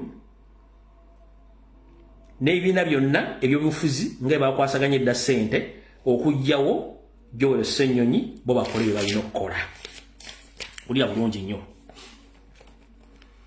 baagala okweyambisa etteeka lino nga bakozesa bamafya ba Museveni okuba nti baleeta proposal eyo nga bagenda kujjawo leader of opposition batandika okuteerako waabwe naye munda eyo eriyo ekyekwese nti bayisa etteeka lino kitegeeza n'akawaayirako okulonda president nako mwekali babakanyigiddemu direct bakuba nti bannakitegeera balina kye bakwese so mukulu Joel Ssenyonyi njala otegere nti abasajja bano ekintu kyonna kye bavuga nkimanyi nti okimanyi nti bagenda diteekawo ne with immediate effect baagala bakugjewo ng'obudde bukyali nga tebalinze na kulonda kujja kino kyenyigiddemu NRM DP Broko FDC Katonga Branch PPF PLU Anita Amongi ne Mengo Charles Peter Mayiga Salonga Mulengejja naye mwali bintu bino wammanga kati mwagala muwulire ekyadde mu parliament wuliriza bulungi nnyo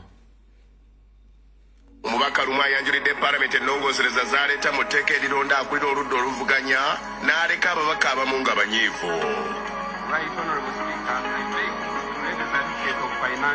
naddala ab'oludda oluvuganya gavumenti ng'ababaka bamaze okwogera ku nsonga ez'enjawulo mu bitundu byabwe n'ebirala eby'ensonga omubaka wa Mityana South Richard Lumu ayanjudde ekiteeso kye ekigenderera okukyusa enzirukanya y'emirimu mu palamenti erya Administration of Parliament Amendment Bill 2024. I beg to move that the bill entitled the Administration of Parliament Amendment Bill 2022 be read for the first time. The bill is referred to the Committee on Legal and Parliamentary Affairs should be processed in line with Rule 129 of our Rules of Procedure. Mu bbago lino omubaka Lumu ayagala okukyusa ennonda yakulira oludda oluvuganya gavumenti mu palamenti okuva ku kibiina ekisinza ababaka abangi obuyinza buweebwe ababaka bonna ku ludda oluvuganya okulonda omuntu gwe baagala. Anabeera mu komiti mujja kulaba nti nja kusooka kuwa ebyafaayo by'ekifo kya leader of opposition for example n'engeri gye bibadde bijja biyuzaayuzaamu ebibiina ebiri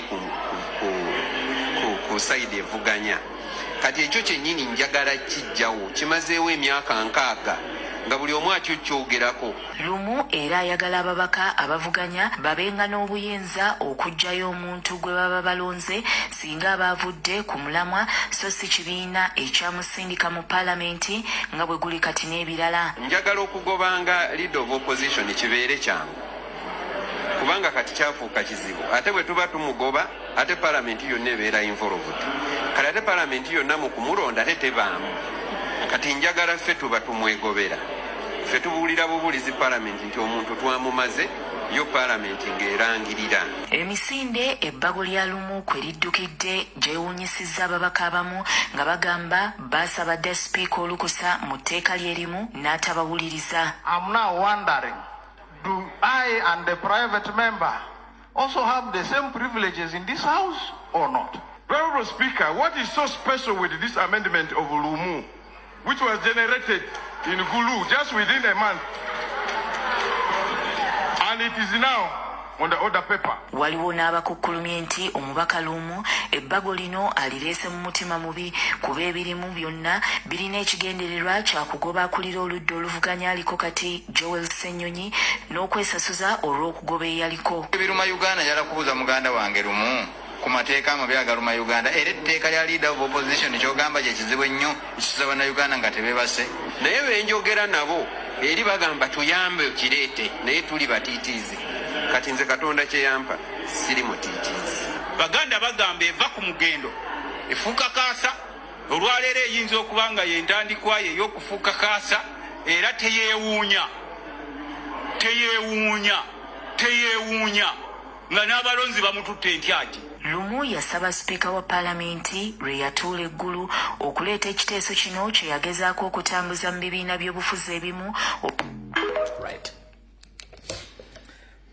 Mu vidiyo yagambye ye baayogera nabo bamugambye tuyambe baayogera nabo baani yagenda mu Uganda People's Congress UPC ne bamugobesa etteeka eryo n'agenda mu kibiina kyavamu kya Democratic Party ne bamugobesa etteeka eryo n'agenda mu Jema n'akkiriziganya ne President wa Jema bala ne baligoba mu Nuupu ekibiina ekiriidinga mu opposition era ekyawangula akalulu tawandiikangayo bbaluwa wadde okujja ku kitebe beebuuzaako baani baayogera nabo abamugambe tuyambe kubanga ffe tutyayo kati legal committee abatulako mbategedde abali mu bintu bino kuliko Lubega Sseggona, Mathias Mpuuga Nsamba, Charles Peter Mayiga, Anita Amongi be basindiikiriza omwami ono nga ne state yebayambako.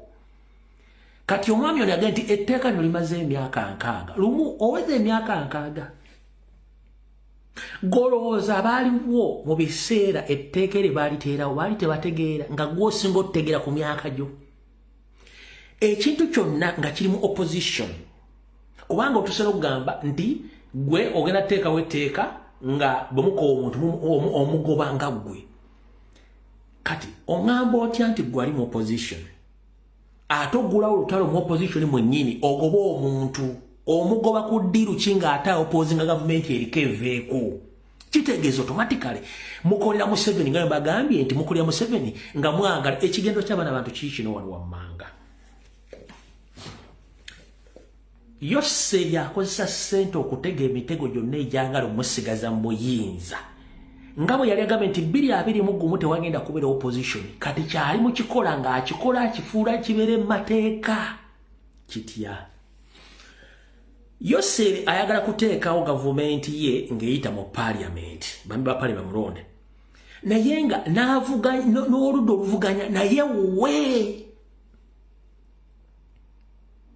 nga tagenda kusanga buzibu mukola kintu kyonna kyayagala nga naye we kati bano abali mu opposition abalwanyisa Nuupu bamuyambako okuteekawo leader of opposition leader of opposition nga naye wa NRM nembo ng'ali mu opposition kyebaagala. Nze mukitegedde bulungi nga bwe yali ekingetagite walina kubeera opposition mu 2021 kati baagala kiisa mu mateeka. Museveni yali ekintu kimu kyakola kiri bwe kiti munakitegeera. Museveni is a smart criminal. Bwe ngamba smart criminal mu system ya organized crime emisango emiteeketeeke n'abagikola nga bateeketeeke organized criminal. Kati Museveni is among the organized criminal. Addira ekintu ekikyamu n'akiyisa mu mateeka kifuula ekituufu.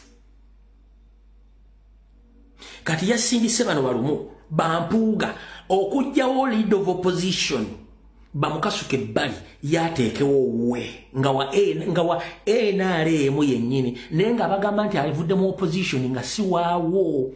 Kati ekyo bw'akiyisa mu tteeka ogenda mugambira nti tekyayita mu mateeka.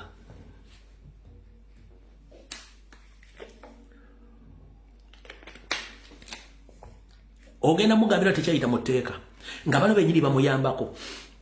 Olunaku lumu nabagamba nti bannabyabufuzi abamu mu Uganda balina okufa. Uganda oterera nkyakiyimirira kamba balina okufa. Kati bano bampuuga bano balumu Basseggona Mbwatekamwa baani bonna buli azoganya okulemeza Museveni mu buyinza bano balina okuba nga baafudde dda. Nkiddamu kubanga toyinza kuŋŋamba nti oli mu opposition ate opposition yennyini ate ng'oyambako Museveni. Ensonga lwaki temulaba Maama Lususu? Maama Lususu byonna bifa mu parliament yabirabira ku laptop bw'ate. Era ekintu kyonna kiteesebwa mu parliament bamusindikira mmesi ne bamugamba nti kino kibaleese tukikola kinaga nti tokiwa access kukitebolingawo kiveewo nga bakijjawo. Bwe bamala okuteesa parliament ng'ennyuse bonna bayagala bamusinkana mu maka ge Kololo 24/7. Anita Amongi tava mu nkuŋŋaana za kumanaginga parliament nga bw'ayagala. kubanga the end of the day baagala kusuula nopu mu kiwandiiko kiri kye basomedde mission yabwe yakusuula nopu gijjawo batekewo ekibiina ekigenda okukolera NRM provided ngalo ne mission enekusifu etta Kyagulanyi Museveni alinako ebitundu 5 bano balinako ebitundu 5 nkiddamu ebyo byonna bagenda bikola vulongoto Museveni ebitundu bitta Kyagulanyi alinako 5 bano amanya gensomye balinako ebitundu 5 ebitta Kyagulanyi si political wabula okumujjambula mu bwensi eno mission bagirina nze njibagamba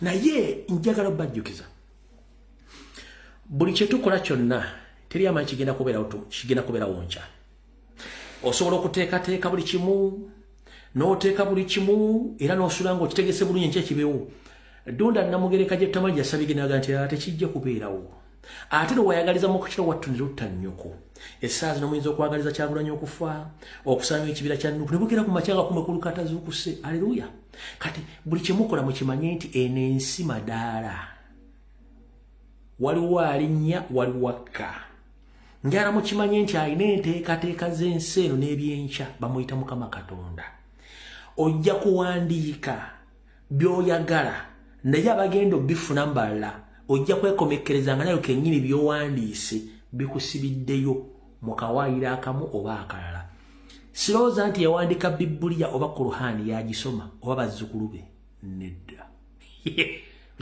sirowooza nti yawandiika Bayibuli yagisoma essaawa zino oba bazzukulu be ompulya bulungi nnyo n'abawandiika ssemateeka waffe sirowooza nti abawandiika oli yasooka sirowooza nti kuliko abakyamufunamu wadde omukoleramu kati mukulu bwe muba mugezaako nnyo okugyawo ensi nga balina okutambula temujjukira nti kyemuli ku buli mukola byonna Mukama yasalawo kiki ekigenda okuba n'ekitagenda kubeera olwali mulina enteekateeka etta Kyagulanyi ekyusa ssemateeka ejjawo leader of opposition naye nkya tomanyi kigenda kubeerawo akirinayo Mukama Katonda mukole enkwe zammwe asinga okukola enkwe ye Katonda oli ayinza okugamba lwaki nkolima sikolima bino byekugamba tubirabyeko Kadaga yajjawo age limit najjawo term limit bw'olaba Kadaga bw'atunula oyinza okugamba nti bamunywamu musaayi ng'ekimunywamu musaayi kyennyini kye yakola kyekimunywamu musaayi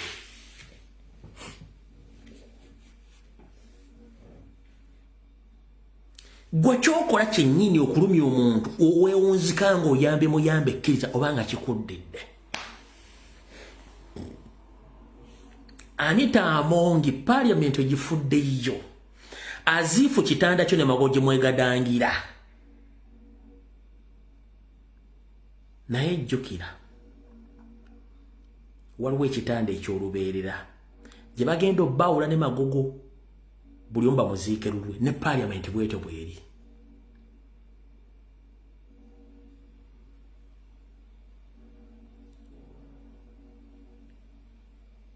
byonna byemuwandika mwena biwandika in the interest of Ugandans not in your personal interest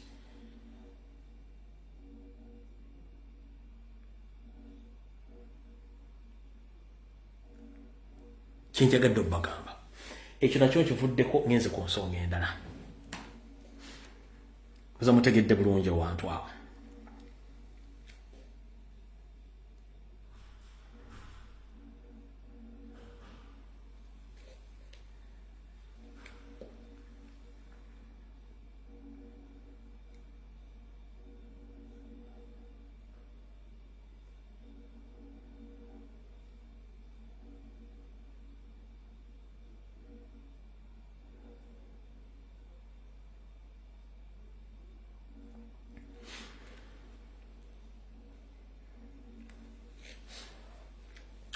buno obaka njala bugende mwenna eri bannayuganda naddala Abaganda wonawe muli mukimanye tuli mu katyabaga ak'okutusaanyaawo mu ngeri y'ekimpowooze njala bategeeza emikolo gyonna egikolebwa emmenge essaawa zino gikolebwa n'ekigendererwa nina obujulizi obundaga nti emisambagere gy'endogoyi ng'egenda okufa gye giri mu kukolebwa Mathias Mpuuga Nsamba n'akabiina akaabwe. Wabula balina ekipya kye balina mu kukola kye bali mu kuzuukusa. Ne information endaga Wassanya Carol Charles Peter Mayiga Ssaalonga Mulengejja gwe bandireeta okwesimba kuba pulezidenti okukyankalanya Buganda oba okukyankalanya Kyagulanyi. Era ng'essaawa zino ali mu kuyitaayita mu structure ze eziri mu diaspora nga bazitegeeza batandika okutambuza ekigambo nti Mayiga ajja kuba pulezidenti era bamukuutira akadingidi mu diaspora. Bwe mukyulirako ewantu wonna tegaba mawulire njagadde kibagamba. Omwami ono kwe kubeera ng'ali mu mawulire buli wamu wonna ng'ali mu mawulire kubanga akimanyi nti Daudi de Buddongo obudde butuuse bo obudde obubeere mu Mengula kabuweddeyo kati ayagala kusala ddiiro ayengere ebyobufuzi. Naye abali mu diaspora mujja biwulirako ko bino mbasuniddeko busunizi. Wabula mu nkola y'emu nga ye bwagamba nti ebirimbo biddingana na birimbo. Omwami oyo yafutubadde ku Buganda emyaka gyonna. Yagamba nti yajja okununula Buganda ng'era atambulira ku Ssemasonga 5 zonna ezimulemye okutuukiriza. Wabula Ssemasonga eyokusatu yagigobye. Ssemasonga eyokusatu ku 5 egamba bweti okugabana obuyinza mu nkola eya federo n'okukuuma amateeka. Ensonga Ssemasonga emmeka 5 ze zino wano wammanga muzira bulungi nnyo. Kati ensonga Ssemasonga 5 ensonga eyokusatu enkulu ennyo egamba okugabana obuyinza mu nkola eya federo n'okukuuma amateeka. Olw'okuba nti byerabirwa mugambi so tebyerabira mugambwa, omwami ono azze ayogera ebigambo nga bwe yalikoko ebulemeeza eyo n'agamba abalyanaka nti emyaka giweze 40 muve mukaaba mubanja Museveni mugende mukole n'abaalina omubanja baafadda kati muli bazzukulu mulina obudde bugenda okukola. Yaliwo n'omukwanyaganyaawe gwe tuyita controller omukyalo we bamuyita Aiziti Barije ye mukyalo yo mu State House kati ye controller wa Mayiga mu Buganda n'akabinja kaloko n'akadipya opposition yakakwasaganya. Omwami ono byabadde Mmengo nga bulijjo n'ayogera ekigambo kino. Kyemuva mulaba saagala bantu bakaaba batumye federo ekatukole ki? Bakugambye amaziga amangi gazuukusa omufu. Asese omumbejjali etinamukasa amaziga amangi tegazuukusa mufu. Ngenda kaddamu okukazanya naye njagala otunuulire face oba obwenyi bw'abantu bano ababadde mu ttenti ng'omwami ono ayogera ekigambo kino. Omanyi bw'aba ayogera yeerabira nti abantu bayogerera mu Baganda. Ensonga ey'okusatu Ssemasonga yabagambye Abaganda eyo teriwo mugiveeko temukaabira mufu yafa. Mukulu oba okyakola ky'Emmengo yino kankabaddiremu naye mutuneyo nnyo feesi z'abantu byabadde ayogereramu. Kyemuva mulaba saagala bantu bakaaba batumye federo ekatukole ki? Bakugambye amaziga amangi gazuukusa omufu. Asese omumbejjali etinamukasa amaziga amangi tegazuukusa mufu.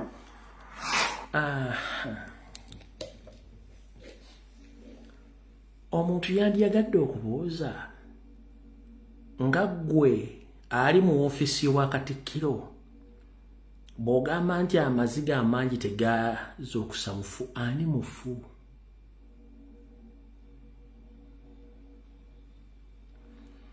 Manyimu abatali Baganda mugenda ogera ekigambo wali omugenge tebafunyizaawo ngalo. Mayiga ewali omugenge tebafunyizaawo ngalo amaziga amangi tegazuukiza mufu bategazza mufu kati mwabakabira federo taliwo yafadda ani mufu gwadde oyogerako Obuganda bw'okulembera wabutadda bufu ofuga bya bufuzi ofuga ki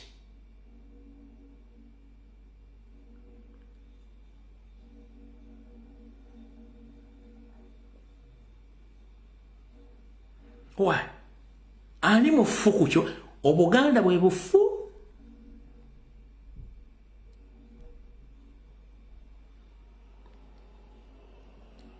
Federo yenfu nga tegenda kufunika ku nsonga semasonga nga wakitubuulidde oba olina ekirala ky'okweka kubanga essaawa zino njagala nnyo abantu bano babiri beegendereze nnyo n'abaliraanye mubakuume nnyo Butyongo obwenyi bw'amawulire ne kamera z'ensi yonna zitunudde eno ku bukojja bwa Yesu Kristo ku lw'entalo eziriyo mukuume nnyo Ssaabasajja Kabaka Ronald Mwenda Mutebi II mukuume nnyo Robert Kyagulanyi Ssentamu nga kamera zonna zitunudde eno ku bukojja bwa Yesu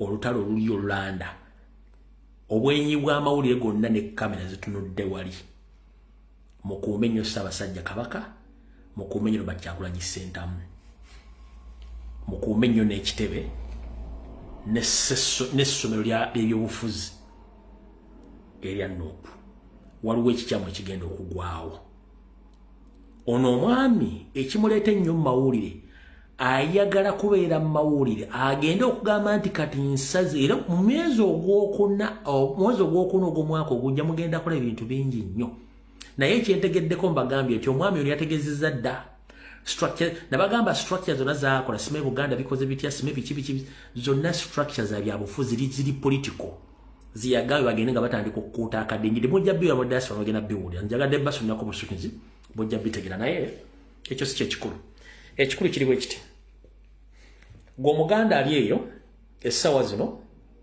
nga omwami ono ali mu mawulire buli wamu weegendereze nnyo anaatera okwogera ekyamuleeta emmengo nze sijja kunyiiga wabula gwe ogenda kunyiiga kuba bagamba ekijjoma kinyaga bitono anaatera kati nga bwe yogedde ekya federo anaatera okwogera ebirala naye gweojja kunyiiga nnyo okunsinga nga mbadde nzigye mbagamba ati nze sijja kunyiiga kubanga ebyange mbyogedde essaawa zino Buganda n'Abaganda mu Buganda abamu tebakyasobola kulya kyanca kyamisana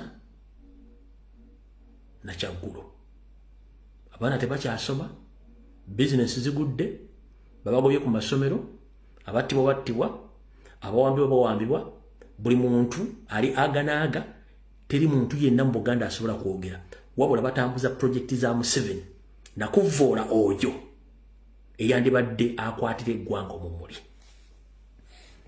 kati wano wawulira okulira kukomba essowaani wewalwa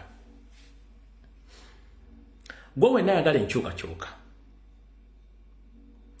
totunuuliranga nnyo omuntu akujja ku mulamwa kubanga ye gwe mulimu gwe tulwanyisa ekikolimo ekyateekebwa mu Buganda naye ng'ekikolimo kino kyali kya kiwaanyi kyekiriwa abeeyita Abaganda mu Buganda be bazze bakola ebikolobero mu Buganda ne balowoozesa nti Baganda bakola ebikolobero ebyo essaawa zino bw'otunuulira ekibinja ekirwanyisa muzzukulu wa Ssentamu muzzukulu wa Kayira Gajuule bakwati buli omu omugambye tambula ng'Omuganda ogenda bakuba obatte nga abasinga obungi tebasukka kwogera ku bakitaabwe tasukka ku kitaabwe nkiddamu essaawa zino tandika onoonyereze ku bonna abalumba Kyagulanyi Ssentamu bonna tebasukka ku bakitaabwe nga mugambye tambula ng'Omuganda lumu tasobola kusukka ku kitaawe ate siruga nti amanyini kitaawe. Seggona Lubega yakugamba ye Murundi 1910 Lumurundi pure. Mathias Mpuuga Nsamba mugamba atambule tagenda kunnyonnyola bajjajje babiri. Mayiga tasobola kunnyonnyola jjajje kubanga taliyo. Kakembwe Ambatekamu yayinza okubanga Muganda. Naye ye kyalimu kiri. Alimu akasajja kyekizibu kyakambwatekamwa ekirala yagala nnyo ssente alinga malaaya.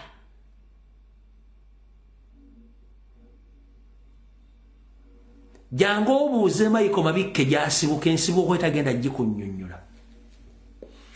Genda obuuze ono gubagambye alinga Baaluuni Lubega mukaako mubuuze ensibuko yagikunnyonnyola tagenda kunnyonnyola.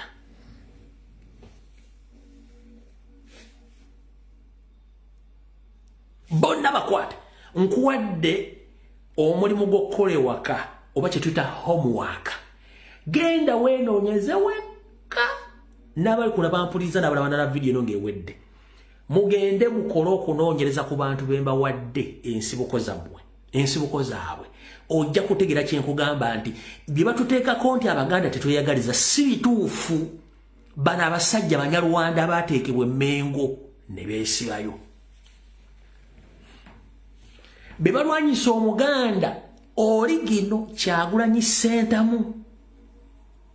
Kubanga bo bwe batuula mu meeting ne Museveni abagamba mukimanyi nammwe muli Banyarwanda.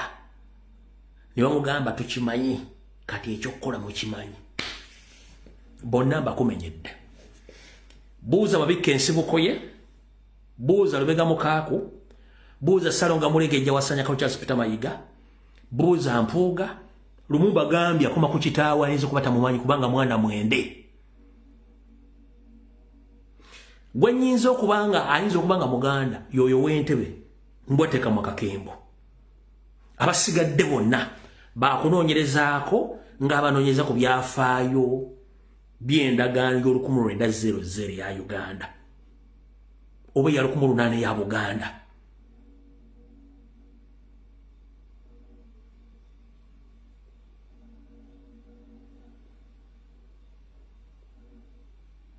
Kubanga Museveni atya ekintu kimu ate omuntu amuvuganya nga Muganda abala bonna talina balina naye Omuganda amutya nnyo.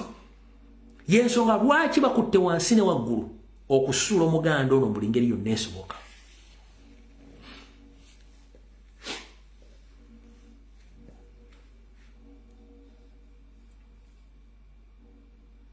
Era njala kujjukiza Abaganda bennyini n'Emmengo baddukayo.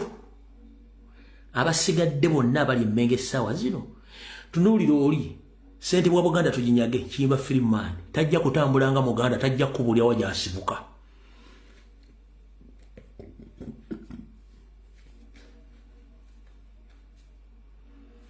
Waliwo kali kakawuki akampinga ekkufu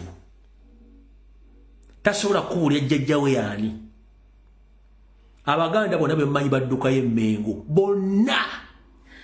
Akatikkira abaawummula bajjajjaffe batakabibika bonna abakulu abategeera bonna baddukayo. Abamasaza bategeera abamagombola basigadde bonna Emmengo Banyarwanda bonna beeyita Abaganda.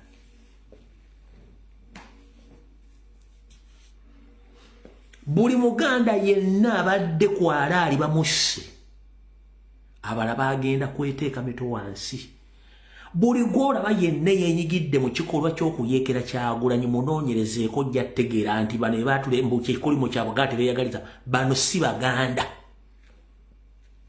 Mujjako ng'amba nti nsosola si sosola atayagala mbeewo nange saagala obeerewo.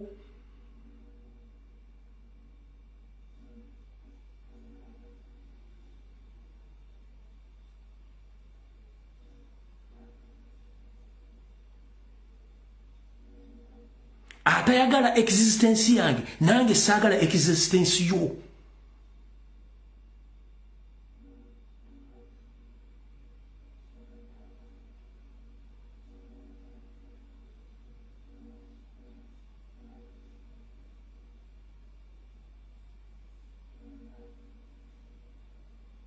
Ompulidde bulungi nnyo.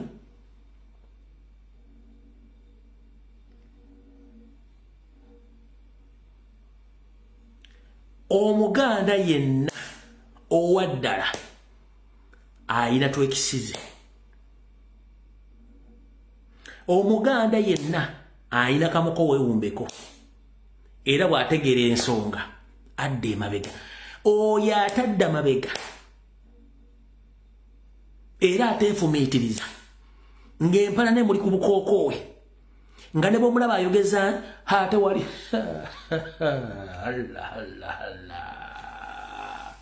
Mukama tusaasire. Tujja byogera, mujja biwulira, mujja bitegeera. Naye ng'ekikulu kiri nti buli muntu yenna w'oli weenyweze we tulaga wazibu nnyo.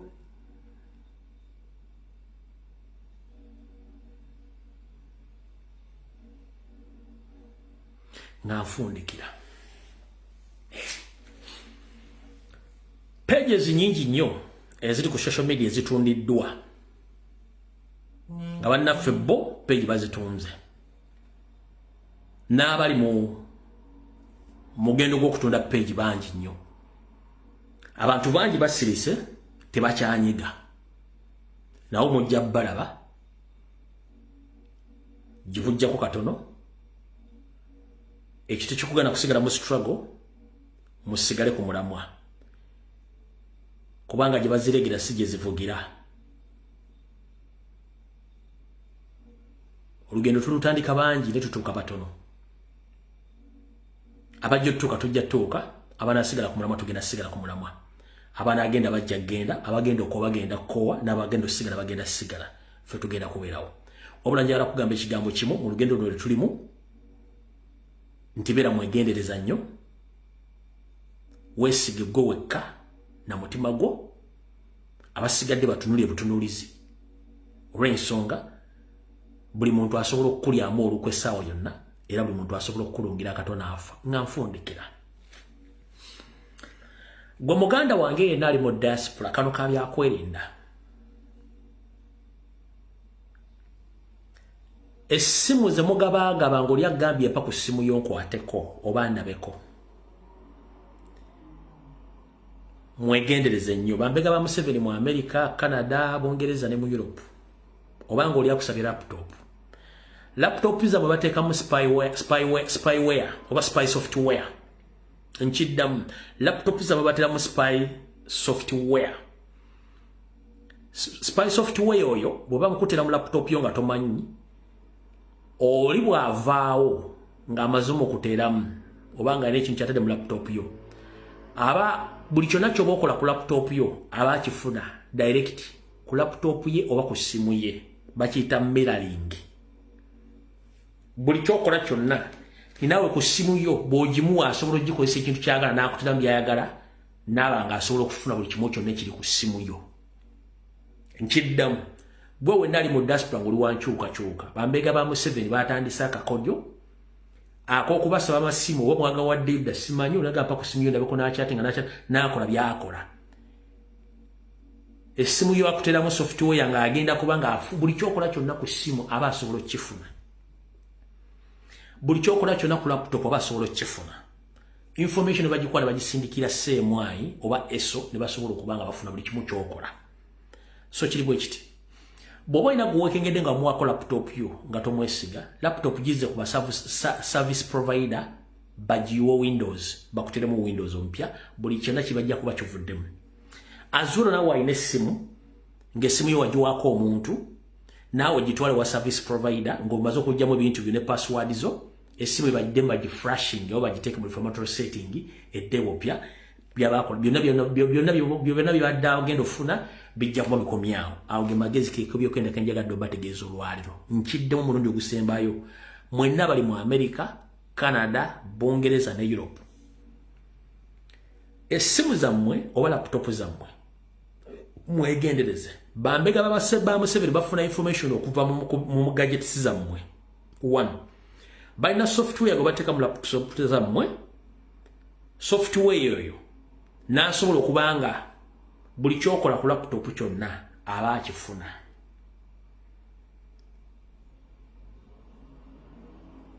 bakiyita mirroring nga bw'ona otula mu ndabiro mboti ne weeraba naye ekyokola kyonna ku laptop kuli aba asobola okuba nga akiraba asobola okuhakinga akawunti yo ebintu byonna asobola obbira nga abira nga obikola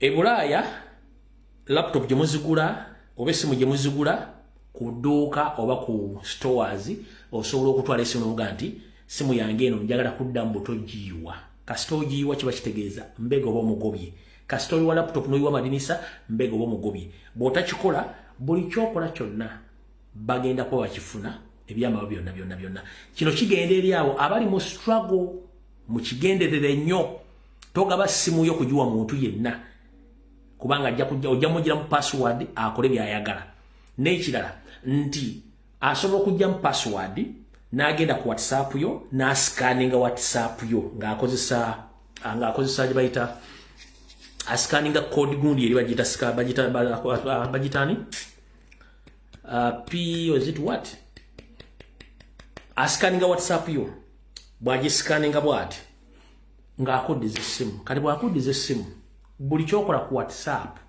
kyokyatinga kyoweereza ne bweyogera ne buli kimu kyonna asobola kifuna ku WhatsApp so mwegendereze nnyo mwabagaba amasimu ng'omuntu omwesimu yo gikolerako ebintu ebimu basobola okuspyinga nga tomanyi kyova olyebuuza bagiyita QPR code yabagiyita QPR code oli asobola okuscanninga WhatsApp yo n'obuuza ate nuduzi zange zagenze zitya ku social media ate boyfriend si yazitadde ng'oli yascanninga WhatsApp yo buli kyokola kyonna conversation ezo n'azifuna ompulya bulungi nnyo Mugwange Paulo isoba nkulamusizaako n'abagibaddeko mwena so mwegendereze nnyo tomala gagaba simu yo togaba laptop yo togaba password yo wifi waka mwezegendeze nga mweziga buli kimu kyonna mubeere conscious nnyo ku security yammwe naddala ku terms mungandira mu bintu bya internet n'amasimu ne gadgets mwegendereze nnyo olw'ensonga nti abasajja bano ekirala kisembayo gwena comrade ali ku TikTok oba ali ku Facebook naddala bali ku Facebook mwegendereze nnyo abasindikira notifications eriyo omuze gw'okusindika notification ne bakusindikira mu spyware oli akusindikira notification nga eringa eva ku Facebook n'agamba gikonemu simanyi okole biki olukonda mboti page oba ogiwaddewo account oba ogiwaddeyo so oba oli akusindikira notification oba message please don't reply don't tokona ku kintu kyonna batutta account z'abantu page z'abantu bazitutte bazihackinze lwa notifications z'abasindikira ezo kebere email naga nti copy and paste simanyi copy and totegana bahakazi bangi